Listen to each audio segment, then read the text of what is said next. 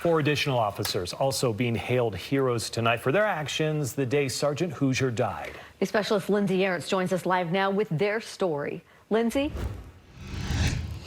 Yeah, Deanie and Mike, Governor Cox revealing those 4 officers today as he spoke at the funeral. A couple of them, he says, may have just been in the right place at the right time, but ultimately all of them answering that call. The thin blue line is real. It is the line between order and chaos. It is the line between good and evil. And every day, those of you who wear the badge step into that breach, step into that line, and we take it for granted every day. Now, according to Cox, Utah Highway Patrol Trooper Dustin Griffiths was the trooper who went to back up Sergeant Hooser as he pulled over the man now accused of killing him on the northbound lanes of I-15 near the Santaquin Main Street exit. Trooper Griffiths was also nearly hit. Now, the governor says Griffiths did everything he could that day to help.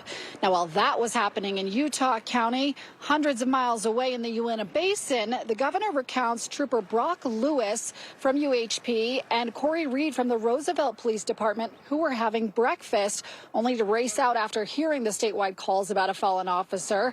Nowhere near the scene, the governor says something called to Trooper Lewis to go get help, and 30 seconds later, the fugitive drove by and the pair pursued.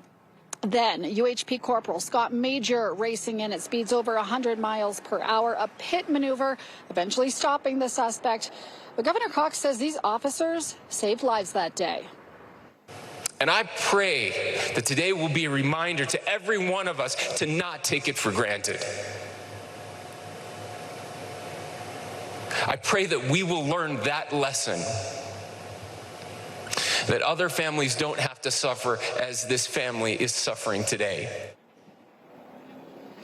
Now, Governor Cox reminding all Utahns to remember that sacrifice, not only of those officers, but of their families who send them into the line of duty every single day.